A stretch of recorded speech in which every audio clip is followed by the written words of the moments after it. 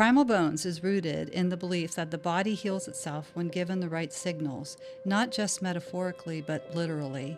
Through tools like osteogenic loading, primal movement, and environmental alignment, we activate the body's natural ability to regenerate at the deepest level, the skeleton. This podcast explores how to create a healing ecosystem inside and out so the body doesn't just survive, it rebuilds, grows stronger, and remembers what it's made of. From bone density to nervous system resilience, from gut health to sunlight, Primal Bones is about relearning the physical and philosophical foundations of Thrive. Introduce us welcome to the Primal Bones Podcast. I'm Jane Heaven, my co-host Bill Heaven, also my husband, and we are owners of OsteoStrong Canfield. And today we have a very special guest, Dr. John Jaquish, biomedical engineer, developer of the OsteoStrong system, developer and creator of the X3, founder of Jaquish Biomedical, and author of several books, and also the husband of the lovely Caroline Jaquish. Nice. Yeah, this is her. Yep. I got a painting of her. I know, she's beautiful. Yes, I would try and get her on camera, but she doesn't have her makeup done yet, so it's not happening. Well, maybe by the end of the day, by the end of the time. Well, she's a professional model. It takes, she wants to do it 100% every time. Yeah, absolutely. Yeah. Well, we're asking if you remembered us. So we met you 4.5 years ago at a convention before we became owners, and we had gone to the convention to sort of check it out, see if we wanted to become owners of OsteoStrong. And I went up to you and I just out of the blue said to you, "Can I hug you?" And you were like, "Oh, yeah." You probably thought I was a crazy woman. I'm like, I need to hug you because you've changed my life.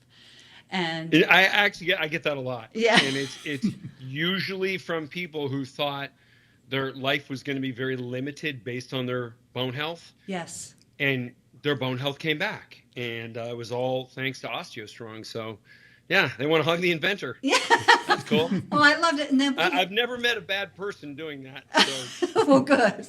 Well, then we later at dinner, you and Caroline come over and we talked for a long time. And I think that's really what got us to say, the heart behind this. Was this one was in Nashville? Right? Yes. Right. Yes. Yeah. It was in Nashville. Opryland or Opryland or whatever. Yeah. Right. Yeah. Yeah. I remember the dinner. It was like sort of outside, but it was really in an atrium. A giant atrium. That's where the whole thing was in the atrium. Yeah. Yeah. But cool. So that's what I wanted to remind you of, that because you did. You changed my life, and I'm so thankful that you developed this. And could we get into the story of how it all came about? 100%. You guys can ask me anything. All right. Let's start there because people will love it. Yeah. Well, I mean, I know you know the story, but you want everybody else to hear. Yeah. Yeah. I developed OsteoStrong to treat my mother's osteoporosis. So my mother was diagnosed. She was very distraught because her three favorite things were gardening, hiking, and playing tennis. And, she was in her late 60s, and she was 69 actually, when she got diagnosed. And she said, I can't do anything anymore. Like, I'm just going to have to live in, just look out the window. That's going to be my life from now on. And she was so sad. And so, I kind of shrugged my shoulders, and she didn't want to take the medications because of the side effects, because the side effects sounded as bad as a fragility fracture. Right. So she just decided I'm not going to be able to do anything. And then as I started reading about it, I said, Mom, this is not like getting a virus. Like, this isn't a pathogen. Like, this is just disuse of bone. And, and she said, well, but yeah, you have to use your bones when you're younger. And then if they go when you're older, there's nothing you can do about it. And I said, I don't believe that's true. Just because that's been said, like a lot of people say a lot of things that aren't true. And it's because they don't know any better. So, yeah, I mean, look at the Democratic Party.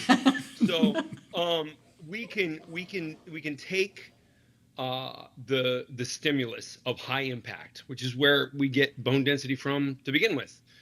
And if we apply that in a controlled manner so that your own comfort is your guide, and to see how much load you can get through the axis of a bone, we can reverse this. And that was my theory. And I built a prototype, which was really ugly.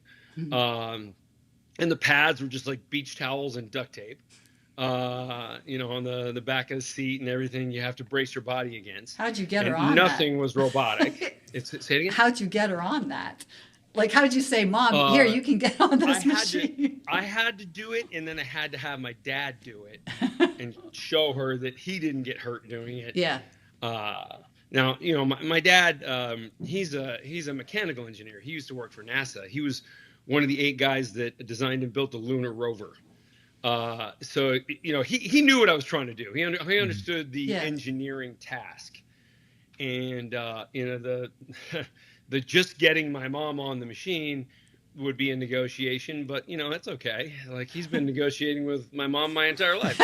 So he played a very, very big role in the whole thing. Yeah, he did. Just convinced her that, nope, this is not bad for you. It's good for you. That kind of thing. And, within a year, she had, I think it was within 18 months, she had the bones of a 30-year-old. So she had a T-score of almost 0. Wow. Yeah. That's incredible. Yeah. I mean, that's a real testament. And that was just once a week. Yeah. Well, I mean, based on the nuclear testing, we have, like that sort of, when I say nuclear testing, like extreme radiology, we know that primary mineralization takes between 5 and 10 days. Secondary mineralization takes up to 40 days. So if somebody tries to do OsteoStrong more than once a week, they're going to fail. Like, you really want to wait the week at minimum. Yeah. Yeah. Yeah. Like, I think a lot of people don't understand that because they just think, exercise is exercise and you should do it every day. Well, you should definitely do something every day, but not the same thing every day necessarily, especially when you're talking about stimulating bone mass, because the metabolic rate of bone is just much slower than the metabolic rate of muscle or your lungs or your cardiac muscle. Cardiac muscle, recover like that. You get done with a run, you run for an hour, you sit down for 10 minutes and you're fine. You could run for another hour. Well, some people could. Yeah. Not me. Athletic people could. Yeah. Yeah. I'll take you for a run. So, it's all relative, but what was really the eye-opening thing was that there's no getting away from heavy. We need to put profound forces through bone mass, through muscle mass, through tendons and ligaments, way beyond what's capable in the gym. So both my products, both OsteoStrong and my exercise product, X3, have to do with strategies to get more force through the body than you ever otherwise would. And, the higher the level of force in the shorter period of time equals a large adaptation. Here's something interesting. There's a study on dose response of bone. Bone has a lot more research than muscle, by the way. Because like a bone fracture can think about it. A bone fracture can cause death. Downstream, you fracture your hip, you can't move, you can't recover from it, you go to the hospital, you get pneumonia, you die. That's why hip fractures have a similar death rate with breast cancer. Right. Yeah, it's the complications associated with hip fracture. But, when you look at the research here, and the reason I'm bringing bone up is it's an allegory to adaptive response in general. So 4.2 multiples of body weight is the minimum dose response on average for people to respond with positively and build bone density. 4.2 multiples of body weight. Well, I know the guy that has the world record squat. He doesn't even exceed 4.2 multiples of body weight. He squats 1,200 pounds and he weighs 300 pounds. So that's 4. Right. So according to the research, you could put 4 multiples of body weight through your musculoskeletal system, through your hip joint, 100 different load exposures, and it will do Nothing. But you have one load exposure that's over 4.2 multiples of body weight. There you go. Wow. You trigger bone growth. Yeah. So yeah, just one load exposure. And I think that is so important when looking at muscle growth also, because people have this idea you got to just, work out for this incredible period of time. No, you can. I mean, the muscle works differently than bone to a degree, but not, I don't know if it's that extreme of a degree. We don't really know. But we do know if you take that high intensity approach, boy, you get a great response. And that's really been the approach of strength athletes. It's very similar to OsteoStrong. So you'll notice bodybuilders will come into OsteoStrong and they'll scratch their head and they won't get it. But a powerlifter, they'll look at it for 10 seconds and say, oh, this is the greatest thing I've ever seen. Well, I can give you an example of that because in our own center, because we have a member who joined it like 3.5 years ago with us, and he found us because of X3, because he was doing X3, and he was following you, on he's on your on the Facebook groups and all that, and so he knew about X3, he was doing it, regular user. But he understood the science. And so he wanted to come to OsteoStrong. So he comes once a week, and he's incredibly strong. But he understands that he can only get as strong as his bones will allow. So that's right. Right. So bones will be a throttle. If you have weak bone mass, your bone mass in itself will cause neural inhibition, meaning having the nervous system shut muscle off and not allow you to activate to a point where you could cause an injury. It's like, and this happens all over the body. Like if you have a bad back, if you have a hemorrhage disc or something, you have constant pain in your back. Does your body want you to build a more powerful bicep? Yeah, no. Of course not. Because if you have a more powerful bicep, you're more likely to pick something up that'll further injure your back. So you won't be able to engage the bicep enough. That's interesting. To cause a training effect. That you say that. I mean, that's something I probably didn't even realize, is that just a slight pain in your back can affect your entire body as far as the response goes. Wow. Yeah. That's pretty powerful. Yeah. People with back pain who kind of ignore it, a lot of guys do this. They just go, I'm tough. Yeah. Get that addressed. You want to move around as pain-free as possible, because if you don't have a strong back, you're not going to build a strong anything. Wow. Yeah. Yeah. And so you need to address your biomechanics issues, get rid of the pain. Then you need to build the muscle around the spine. Yeah. Like that's so important. And when you do that, I mean, I'm 49. I fall out of bed with no pain. That's great. And I look at my friends and some of them act like they're just ready to die. Like, oh, my back, everything hurts. It's like, you don't work out.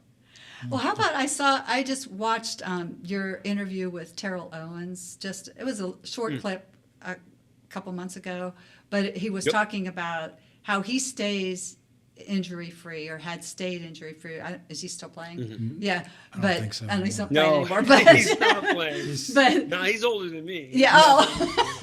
He's probably in the Hall of Fame by now, isn't he? He did 2 years ago. He ran a 40 in 4.3 seconds, though. Wow. So, I mean, he's still fast enough to be in the NFL. What the leagues worry about is if a guy that age gets hit, it could be bad. Right. And then it's just like, oh, now we look like jerks for putting a guy in his 50s out there. Like, that's crazy.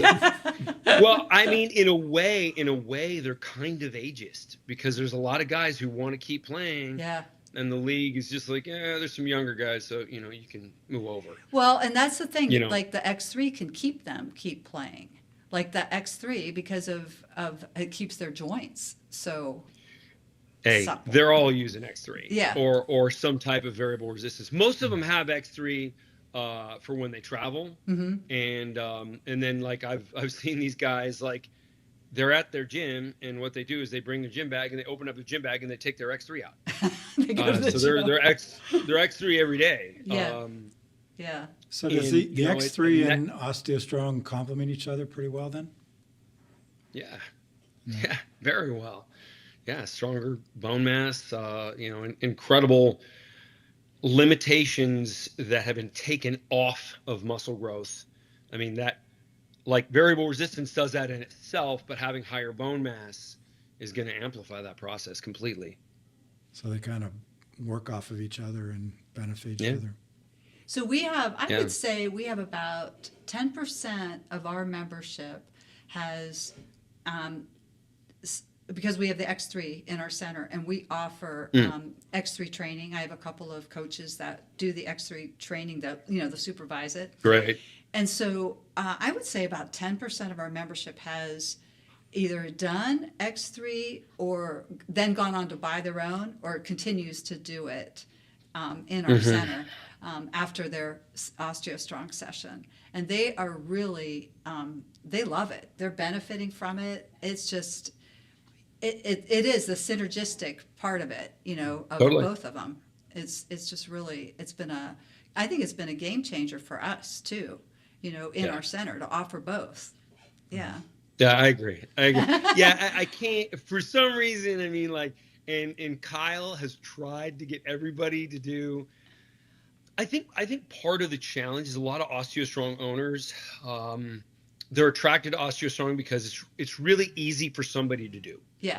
Now, I don't mean it's effort free. The effort is through the roof. It's 100% effort, but the likelihood of injury is very small. Right. The likelihood of a positive outcome is very large. The time commitment's low. You don't need to change your clothes. So there's very few barriers to entry. A lot of people can get involved with OsteoStrong and see great results. I think when it comes to X3, it looks an awful lot like weightlifting, and it looks a little more intimidating, and you have to have a little bit more or a lot more coordination. Right. And so I think that's a layer of intimidation. I mean, unfortunately, I know everybody who works at any OsteoStrong location is probably a nurturing person, which is kind of the job.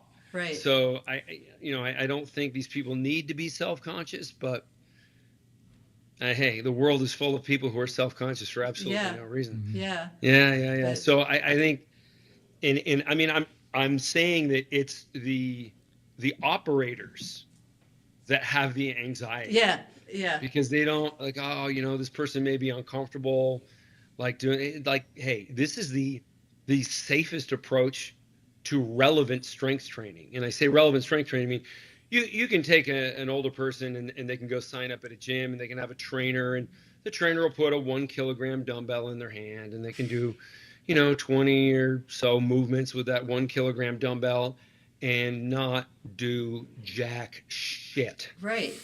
Like lightweight lifting, like it's going to do nothing.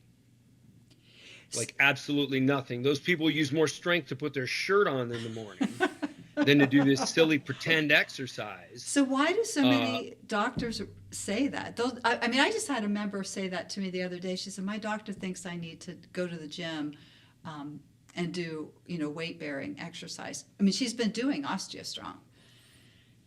Well, so this is a doctor who says things without learning what they're talking about. Yeah. So they didn't understand what OsteoStrong is and then says you need weight-bearing exercise. There is no greater weight-bearing exercise than OsteoStrong. So, most doctors don't listen to their patients. They just say. Yeah. And there's some great physicians out there that will listen about OsteoStrong. And I get a lot of phone calls kind of randomly and emails into the company like, hey, I just had a patient tell me about OsteoStrong. This thing's phenomenal. And they actually took the time to read it, like read about it. So, you should probably tell that woman to get a new physician. Their physician obviously doesn't care enough about them to learn about what they're doing. Right. Like to me, there's like no excuse. It's pathetic. Like you have a doctor who doesn't learn about you and then tells you what you need to do. So can you explain? Like, do they do the same thing when you come in with symptoms? Do they sort of not listen and just tell you what to do? Because if so, wow, you could be misdiagnosed because your doctor clearly doesn't care. Yeah. Well, can you explain for our listeners the difference? So when you're doing OsteoStrong, that's going to stimulate the bone. X3 or resistance training is not going to stimulate the bone. Correct. Could you explain why? Yeah. Minimum dose response. So it's what I said earlier, 4.2 multiples body weight. 4.2 multiples body weight is the minimum. Even the strongest, like for the squat. Yeah. That's the exercise in question, right? Right. The hip joint. Yeah. So Matt Wenning, he's a good friend of mine. He's a 300-pound power lifter. He holds the world record. I think somebody actually broke it, but they broke it by probably like an ounce. So it was 1,200 pound squat, and he weighs 300 pounds. That's not 4.2 multiples body weight. That's 4 multiples body weight. So the strongest guy in the world can't use weights to put relevant load on his hip joint to build bone density. Wow. Yeah. Why does anybody think they can do that? They can't. That's just nonsense talk. So now, I mean, does Matt Wenning have low bone density? No, he has incredibly sky-high bone density because he also does high impact. He's an athlete. So impact is where, like, if you jump off of a 2-foot high box, you get 4.2 multiples body weight. Just jumping and landing. Yeah. Well, that doesn't sound so difficult. Now, I mean, depending on your age, you wouldn't want to tell someone to do that. But could a lot of people do that in theory? Yeah, probably. Right. So impact gives it to us. Weight bearing, the standard weight bearing exercise of weightlifting, not a chance, not even close. Yeah. Absolutely. Like, I mean, I've seen that just with myself. And when I would do a leg press in a gym, I could probably press my body weight, on just a leg press, not on a squat. I don't remember what I could do, but just in a leg press. But at OsteoStrong, I've put as high as 13 times my body weight through my lower growth, or like through the lower body. Right. 13 times your body weight. Right. That's incredible. Yeah, and a gymnast on a dismount gets to 10 times body weight. This is why they have sky high bone density. Yeah. That was the references. It was the bone density of gymnasts was really how I figured out how to build OsteoStrong. Yeah. I was just going to ask you, is that because you said that was your theory, but so you figured out about gymnasts and powerlifters? Yeah. That's pretty cool. You're a pretty smart guy. But I mean, nobody tell my wife that. Yeah. Well, she's not allowed to get on camera, though. Yeah, right? yeah. Well, what about? Okay, so let's say your mom dropped in right now on this podcast. What would she say? Probably that I should wear a jacket if I go outside today, or like why did I? I don't know why did I wear those shoes? Yeah, that's what what she said. My mom is she's strong. She's 90 now. Wow. Yeah. That's She's doing good though. Yeah. Yeah, she walks. OsteoStrong helps with bone density, and does she do X3? Actually fell down. She do X3? She did X3 until she actually broke her hip. Oh wow. About 9 months ago, and so they did a total. 90 years old, somebody breaks their hip. It's like, what do we do? Right. I told the physician, you're going to have really strong bone to attach to, so that implant will have no problem. Because they were like, should we even do an implant? Should we or is she going to be in a wheelchair for life? And the guy looked at me and just kind of like rolled his eyes, like, okay. Just kind of looked me up and down, like, okay, muscle dude, just because you work out with your mom doesn't mean she has high bone density. After they installed, now she fell down a whole flight of concrete stairs, landed on concrete. Wow. So there's she would have, it doesn't matter what her bone density was, she would have broken from that. Mm-hmm. After the surgery, the guy comes running out of the emergency room into the operating room, into the waiting room. And he says, hey, he points at me. He says, how did you know she had such high bone density? And I said, do you know what OsteoStrong is? He says, yeah. He said, I invented it. I said, she was, subject number one. Yeah. And he looks at me like, it makes so much sense. He says, he said, when I attached the hip replacement onto her femur, It was like screwing into a 30-year-old person's Wow. bone. Wow. That's really strong. He says she's never gonna have a problem. oh my gosh, that gives people so much hope. I mean, that, just that. And now my mom, she can do squats with the X3, with the white band, very Yeah. lightweight. Mm-hmm. Well, still. But, like squat to the floor, like no problems. Wow. And she's 90. Yeah. And she's 90. That's amazing. Mm-hmm. Wow. Well, so let me ask you a question about that. So, I mean, bone density is what everybody chases. Like when they come to OsteoStrong, they want, bone density. They want to see bone density increases. Is that the only thing that we should be concerned about, or like, in fracture prevention and all of that? What is there something more that you would, after your own experience? There is a big difference when it comes to diabetics. Like this is a huge metabolic change. Like you will notice people's hemoglobin A1C score dramatically improve when they start OsteoStrong. Now, I mean, you want them to stop eating like unsupervised children, right? Which most people do eat like unsupervised children. Well. Yeah. Okay, I bet you're great at confession. The priest loves you. It's like, this guy just spills beans right when he walks in. So, ultimately,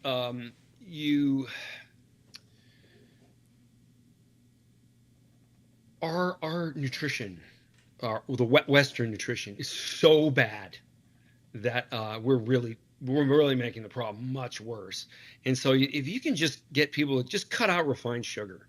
Right. Just you don't need to eat like me. Like I know I'm pretty dedicated to my nutrition, and it's very, very controlled. And a lot of people would say it's limiting. I kind of roll my eyes at that. I'm like, food is fuel. If you look at food as entertainment, you're going to be a slave to it, and you're going to be sad whenever you look at a mirror. Sounds like a miserable existence to me. But aside from that, just cut the sugar out. Like it's inflammation. It's damaging bone. The next thing would be cut out all oxalates and lectins, meaning vegetables. Don't eat vegetables. Vegetables damage your bone. I know that's every vegan walks in there and they think they're doing the best thing, and they think Jesus is high-fiving them every time they go to the Whole Foods co-op and spend like $20 on like grapes. But got news for you. It's not good for you. No. The best book about that is by Sally Norton, Toxic Superfoods. I've got that. The foods that we've been told are like the greatest things in the world. No, they're the worst. They're terrible. I have that in my center, and people will pick it up and they'll be engrossed in it. They'll be sitting around the biocharger reading it because it's completely new information to them. New information that people haven't heard.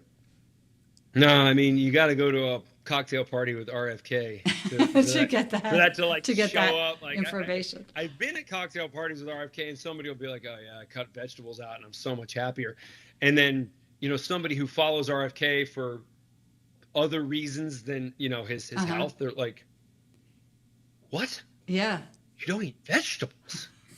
But that's the most important thing. No, it's the shittiest thing. Don't do that. Right. Yeah, funny, but it's okay. Unpopular opinions, sometimes they're right, and so like I don't really care like what people think of me. Like I can show them the literature, and if they choose to be emotional beyond that, it's like all right, and then you're just a child.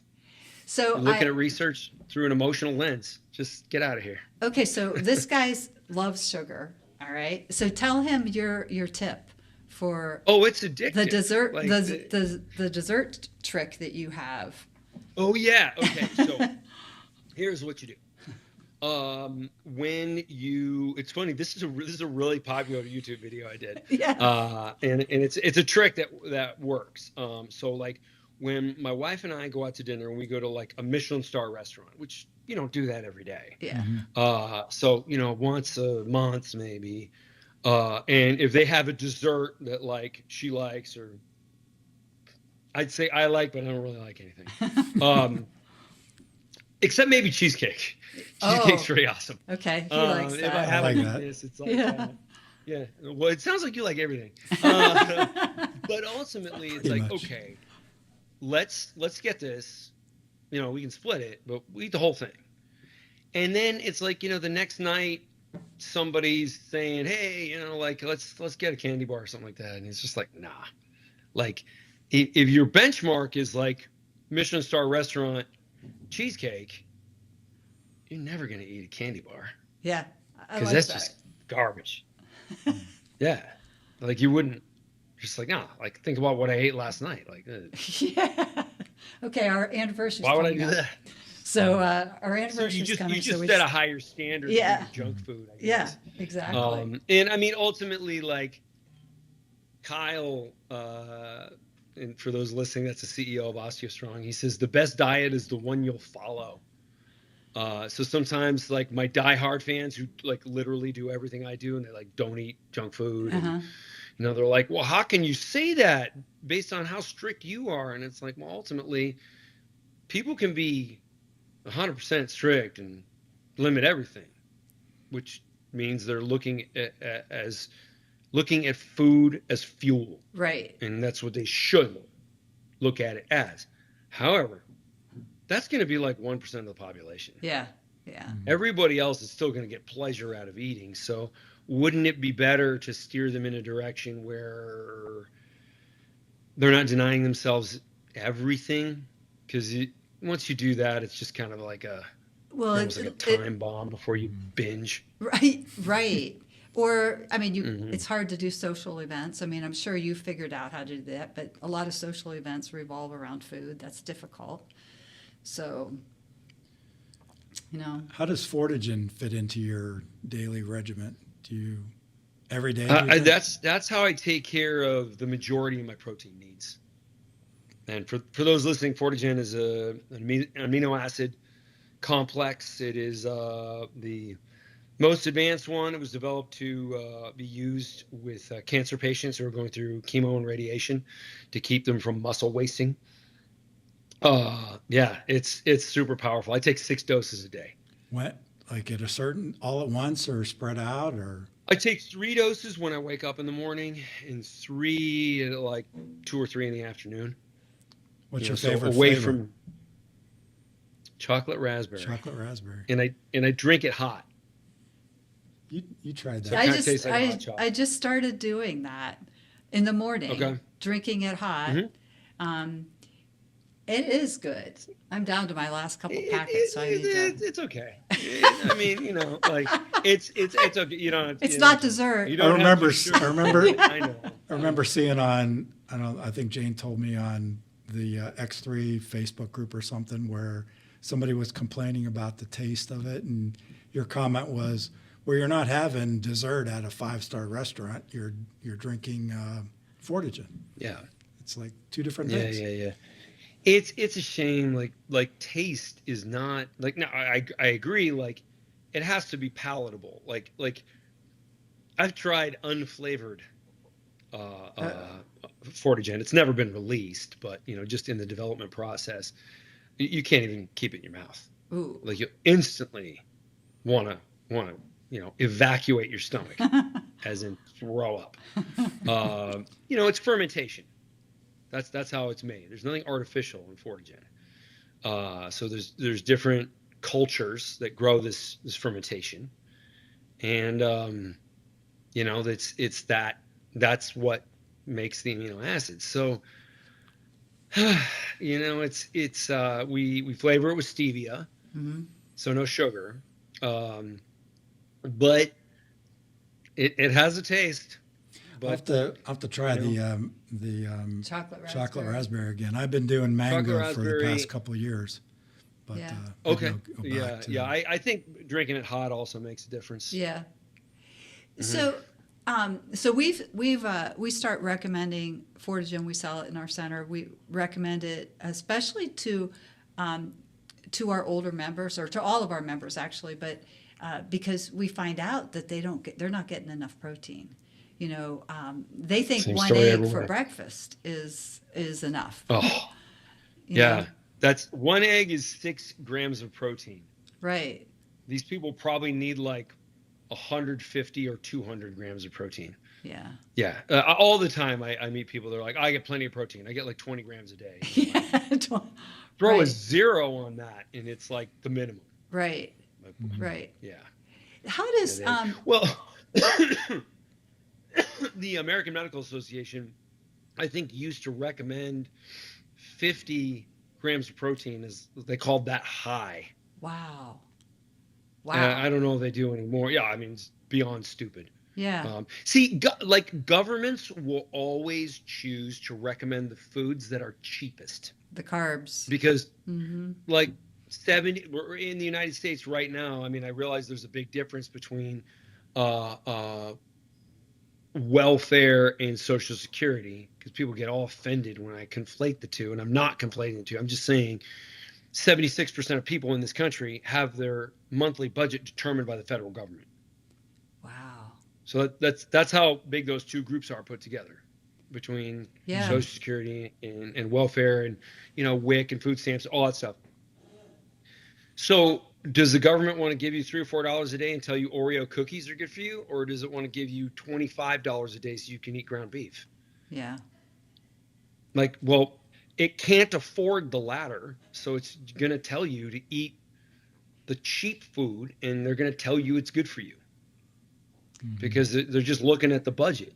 So it's really up to people to be smart enough to realize that a government recommendation is what's good for the government, not what's good for you.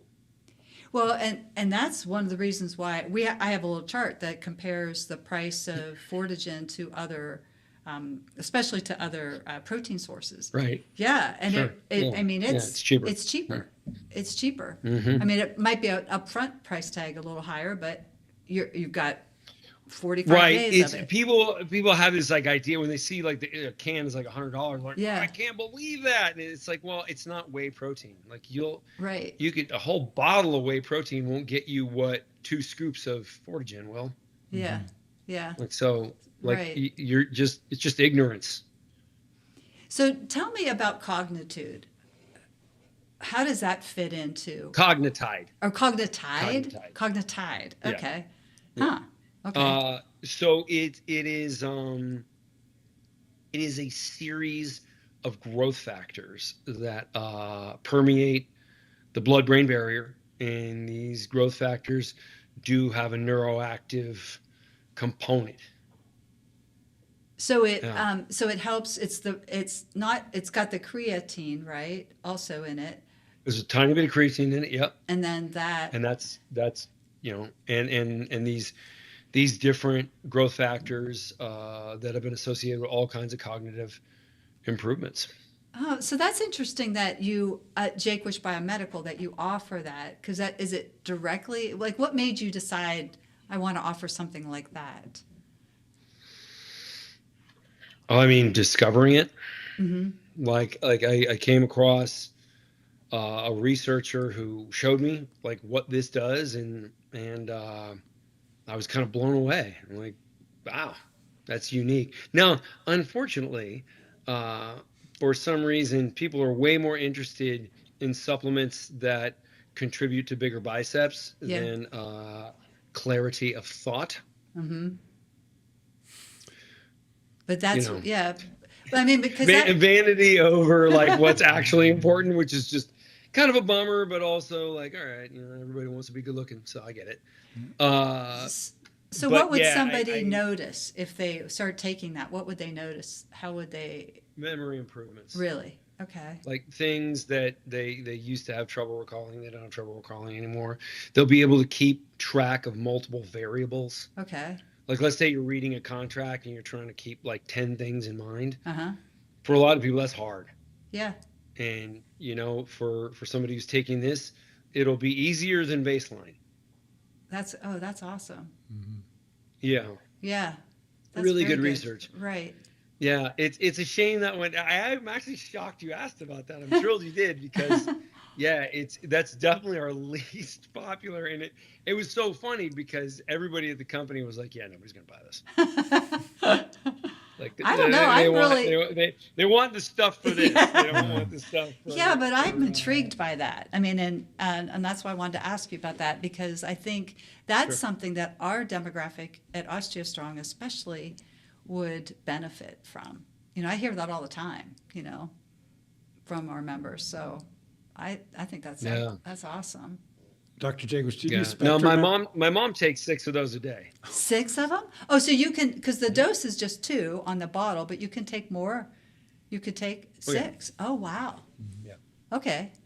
Good to know. Thanks for telling us that. So you do Spectrum every week? Or you don't? I haven't in a bit, only because just my regular kind of like commute pattern doesn't have me at an OsteoStrong very often. Mm-hmm. There is one local to me, but it's kind of like 20 minutes in the opposite direction of where my office is. Yeah.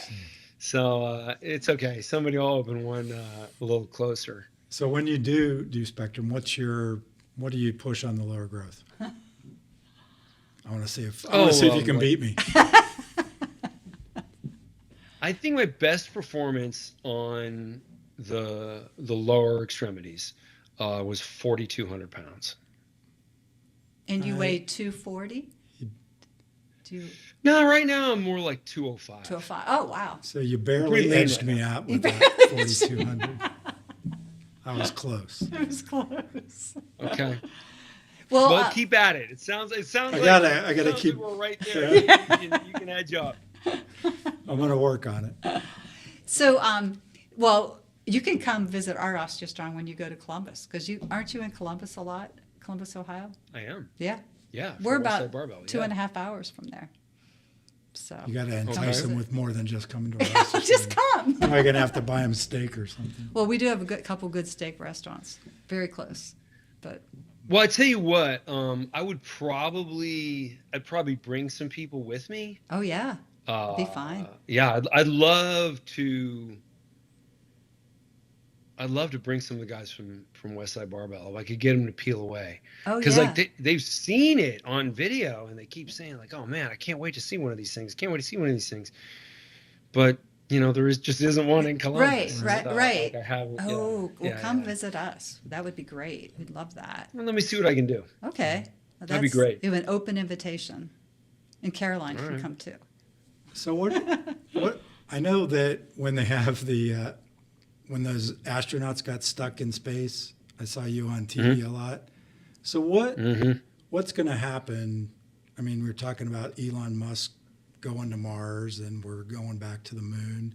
How are you going to? I would almost think you'd have to be involved in that somehow. I mean, these people aren't going to be able to. I mean, walk I when they have get back. been. I've been on a NASA panel to discuss what are the requirements of the human body for survival to a Mars trip and back. And so that panel was great. I mean, I basically said like, this idea is complete lunacy. I mean, unless we have the right equipment to be able to treat these people. So like I already designed something for them, and I don't know, they might take me up on it. But the funny thing is, my proposal was for a piece of equipment that's very inexpensive. And I'm not so sure that government agencies like inexpensive. Because if it's expensive, they can slip a lot of things, on the sides. Sure. Sure. Yeah. So I think I may need to revisit that with some. You should be able to jack the price up a little bit somehow. Or something. I got to figure out how to make it so that, like, from a physiological standpoint, they should have like driven to my house and knocked on my door. Like right. I expected some general to be like at my door and be like, "Yep, we like your idea. Just wanted to tell you in person." Didn't happen. So, but it's like I can solve the problem very easily. And I think the astronauts will really like it. Well, but I mean, how much? I just got to get them to bite. But also, we don't have like the ability to have enough fuel. It's not fuel to get there is not a problem. Because remember, there's no drag in space. You point in the right direction, you turn the boosters on for a second, and you just coast until you're there. The problem is getting there and then getting down on the planet, getting back up off the planet, getting back on to the orbiting vehicle, and then having enough fuel to come back. That's just like we're nowhere near You're right. that. So, you know, I mean, I don't see that problem. So you're not going to be the holdup. I'm not the holdup. We can keep people alive. And here's another problem: radiation shielding. Like the radiation you will be bombarded with on a trip to Mars and back will almost guarantee your death. Wow. Almost immediately. Yeah. You know, within you know, you're just saturated with radiation. So like, how we could shield that, but now we got to cover the space vehicle in lead. Oh, right. That makes the fuel problem even worse. Yeah. Right. Now the fuel problem once in space, it's not an issue. Mm-hmm. But how do we build a launch vehicle that can go from one orbit to the other? Like, we've never done anything like that. Right. And it would have to be built in space piece by piece. Yeah. Wow. So, again, at least 10 years. So, but what would happen? If it takes 5 years to get to Mars, what would their bone density look like if they can't do any kind of impact or osteogenic loading by the time they got there? I mean, on a trip back, or I mean, after that whole experience. After the whole experience, it'd probably take them a week to get there, maybe a couple days to do whatever they need to do, and a week to get back.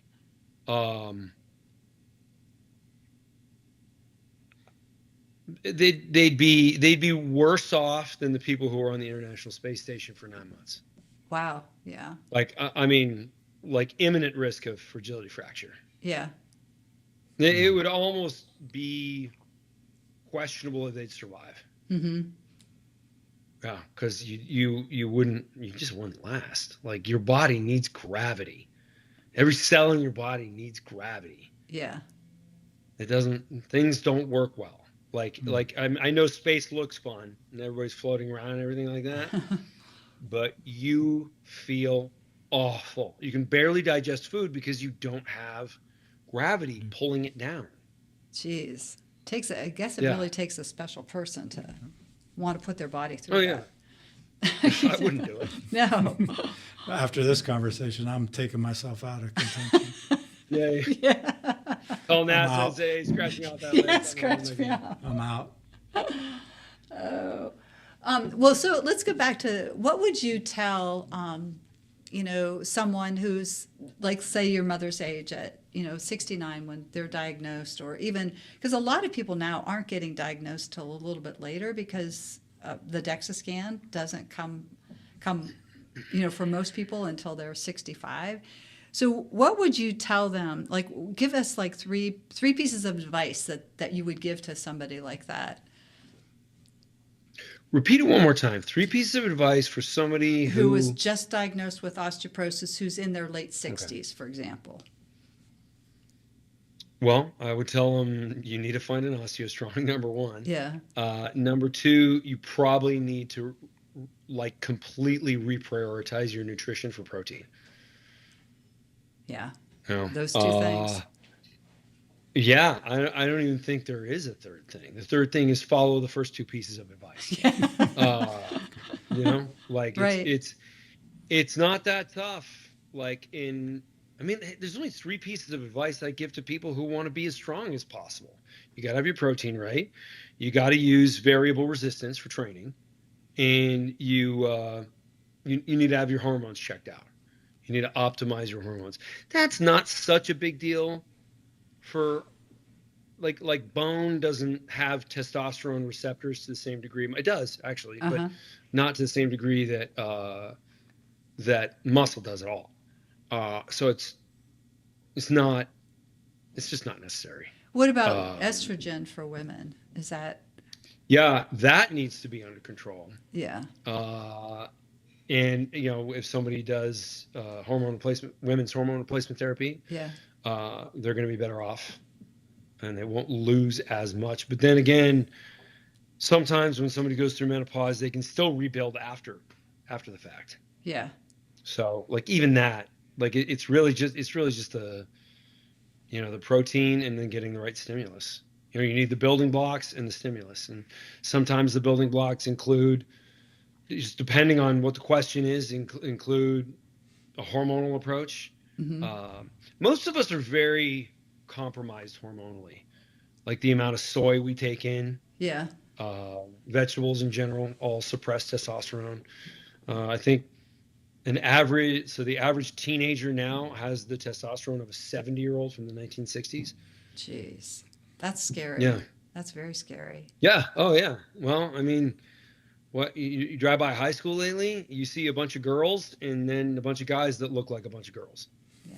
Like everyone's like feminized, like they're not strong anymore. Right. Like where are the athletes? Yeah. There aren't any. Yeah. Yeah. So if, let's say you have, what was I going to say? Like someone that's younger, someone in their 50s who's concerned about bone health, what would you tell them? I would want to know what their, what do their DEXAs say? Mm-hmm. Like, are you concerned? Is it because you have a genetic factor? What's driving the concern?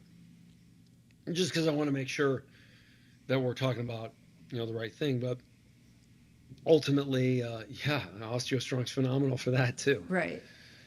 Yeah, I would have anybody go to OsteoStrong, because even if you don't have a bone density problem, all you're doing is making sure you won't in the future. Right. And because you do OsteoStrong for 3 years, you probably have 30 years of bone you've built. Wow. You build it a lot quicker than you lose it. So if I heard it said once, I think Kyle may have said this, or maybe you said it one time, that even building an OsteoStrong, we're building layers of tissue around that bone that also help to protect it.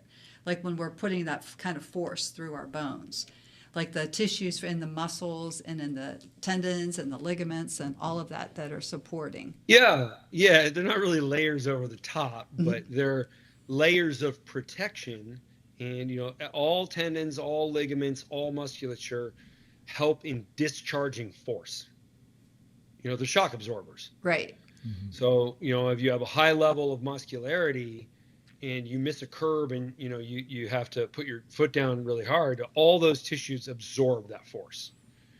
And so, being strong and having strong bone density, they go hand in hand. And right. You're just more powerful and more injury resistant as a result. Hence, young people, they can do all sorts of stupid stuff to themselves and they don't get nearly as hurt as older people do. So I guess another question on just the osteogenic loading on the, like I saw a really good video where you described like the biomechanical position you're in on that and how much force you can put through because of that biomechanical position or that optimized position. Could you kind of describe that again a little bit for our listeners? Yeah, so we try and pick the positions you'd naturally absorb high impact force. So if I put my arm in front of me, 120 degree angle of inclusion from upper to lower arm, back of the hand in line with the clavicle. So I'm going to be right here. I can either produce or absorb the greatest amount of force in this position. And that same geometry is echoed through the entire body. So we take that geometry and we look to engage the body to the highest degree, emulating high impact forces. So slow and controlled loading without the risks. Right. And then that's what, discovering that was what led you to the X3. Well, discovering a lot of things led to X3 because you're leaving the West Side Barbell part of the story out, which is huge. Okay, yeah, because it was those guys who because I'm looking at this, wow, like just loading the body in that optimized range of motion is so ridiculously beneficial. Like, are we missing the boat on how to lift weights? Coincidentally, I had been lifting weights for 20 years and I really hadn't got much out of it. Like, I was strong looking. People would always say, like, oh, you look like you work out. But it was almost like you look like you work out. They would say that when they were looking for a reason to compliment me. Whereas now, you know, if I walk to a restaurant or something like that, like, people will be like, hey, dude, what do you do to be, like, so strong? You know, it's not, they're not bringing it up to be polite. They're bringing it up because they're staring. Yeah. Mm-hmm. Yeah. So it's just a different thing. Wow. What else? Anything else you want to? I already asked him about he just eked me out on the lower growth. So I won't even ask him about the upper growth. Yeah. Just barely. So when sometimes we'll have people tell us, well, I do OsteoStrong and I don't feel anything. They're just not putting enough effort into it. Would that be? I mean, because when I do OsteoStrong, I'm tired when I'm done. There's two types of people that say that. There's two types of people that say that. There's the people who just don't try, you know, like, just kind of give a half-ass effort and then they say they don't feel anything. It's like, well, okay, if you half-ass anything, you're probably not going to get much of a result. Half-ass start a business, what happens? You'll be broke. So there's that. And then I think there's some people who just, for whatever reason, decide to be negative, and no matter what they do, they're like, oh, I don't feel anything. You know, like, okay, well, get out. Mm-hmm. I mean, we don't want you here. Yeah. Like, it's silly, because what they're really saying is, you know, I feel like to get any result, I need to sweat and I need to work out for hours, and you've got a different opinion, and because it doesn't reconcile with my existing opinion, you must be wrong. All right. Yeah. I would like to recommend the Democratic Party for these people, because they're clearly incapable of independent thought, and they're sheep, and they just follow whatever the hell they think, which is just incorrect, and they're incapable of absorbing new information. I mean, you've really busted the whole paradigm, though. Like, I mean, people thought you had to do. I mean, even now, I listen to people who, you know, influencers on the internet who will say, "Oh, here's how many times you have to jump every week," or, you know, how many times you have to jump to build bone. I mean, you just completely blew it out of the water with OsteoStrong. Yeah. Oh, that's so stupid. Yeah. I mean, like, literally, there has been a study on exactly that. Like, you know, if instead we go to 3 multiples body weight, and if we do it 1,000 times, I'm sure it'll accumulate the same amount of force that one loading cycle with 4.2 multiples body weight. No. Like, you just convinced me you don't understand anything. Right. And then and are willing to bet on yourself while stupid. So. Like, no, that's not how it works. Well, and then the same thing. I tell people frequently, you shouldn't think about things. You should trust others. I don't mean that as general advice. I just mean you. But I mean, you've even done that with the X3. I mean, that's probably, you know, the X3 is such a intense. It's intense. The intensive loading or intensive amount of force that you put through your body in just 10 minutes, which is incredible. So, I mean, that's what in our center, you know, people come in and do the X3, they do it in 10 minutes, 15 minutes, and they're done. Yeah, sure. Yeah. I mean, just a couple movements. And they're like, wow, this saves me all that time in the gym. Yeah, it sure does. Right. So when you think about all the stuff that you've invented and all these breakthroughs that you've come up with, what, if you ever give it some thought, when you look 20 years down the road, 30 years, what do you want people to say about John Jaquish and what his contribution was? Yeah, that's an interesting question. I get that question a lot. Really? It's not about me.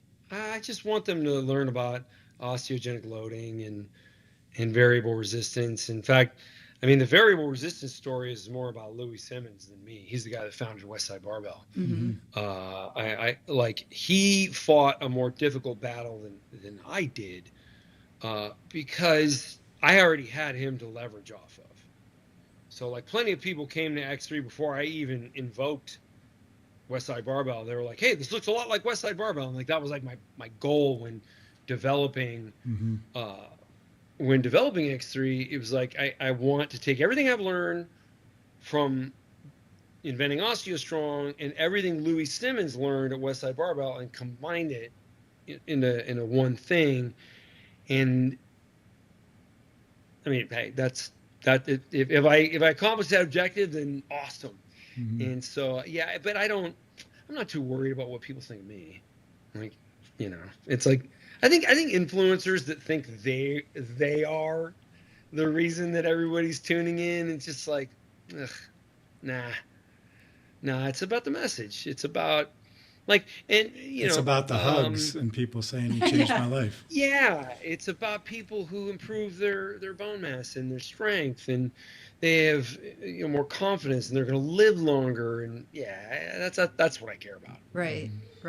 Well, I mean, it all started that way. The people that the person you cared about, your mother, it all started that way. So.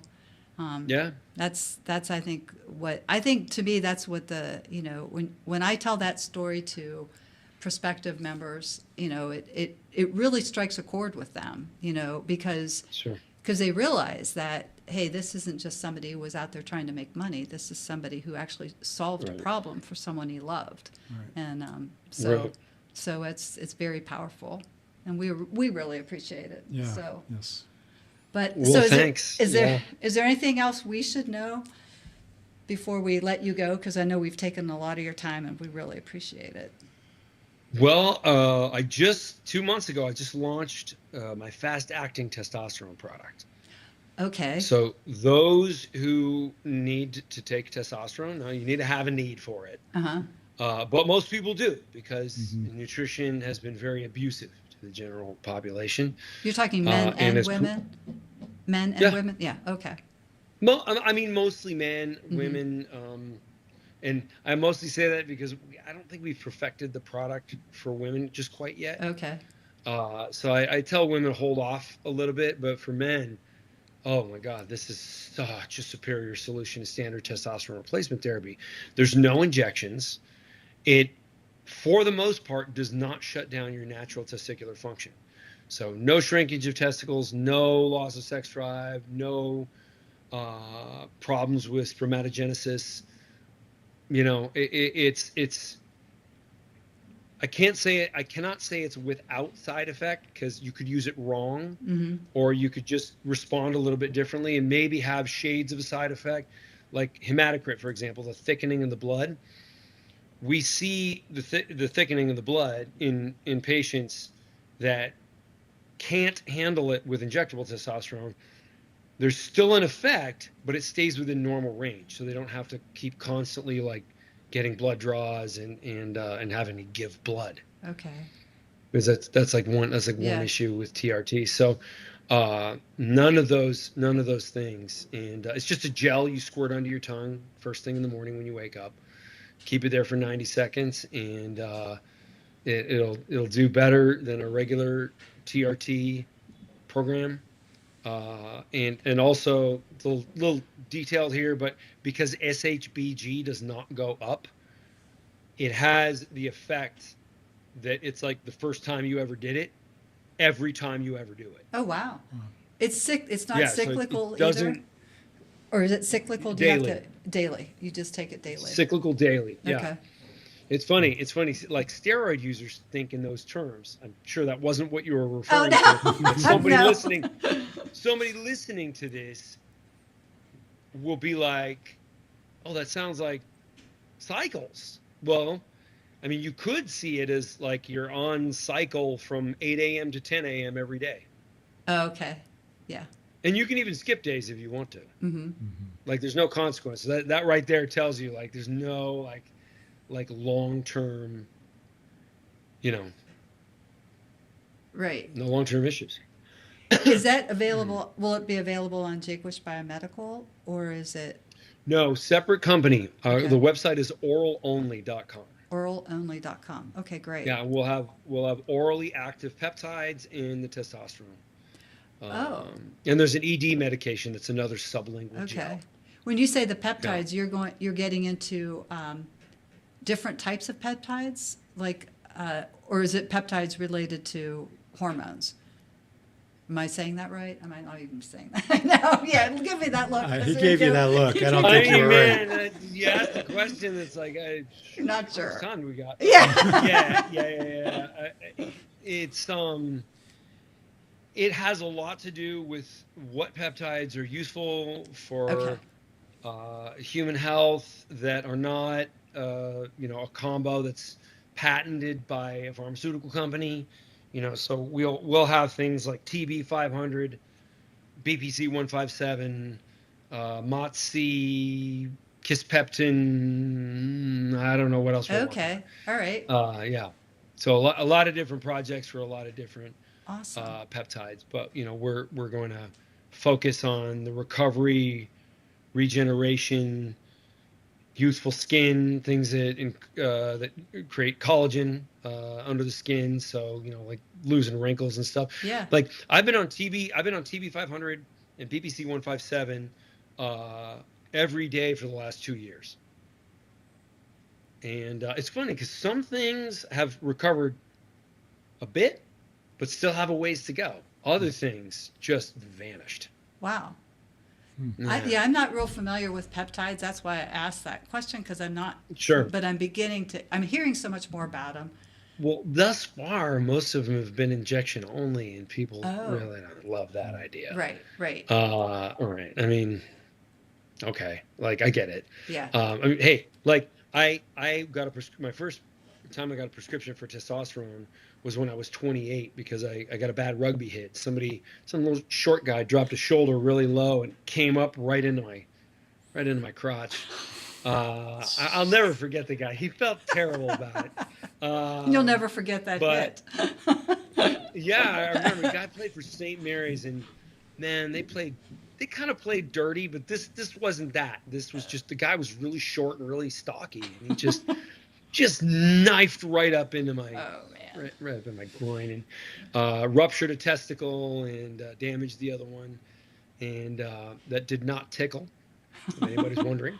Right. Yeah. And so I've been on TRT ever since then. So yeah, and I went through the standard TRT protocol, the injectable TRT protocol, and it was a nightmare. Like, there's all kinds of things wrong with it. And so I finally started asking the question, like, why do we do it like this? The side effects aren't coming from testosterone. The side effects are coming from testosterone being high at inappropriate times. Oh, right.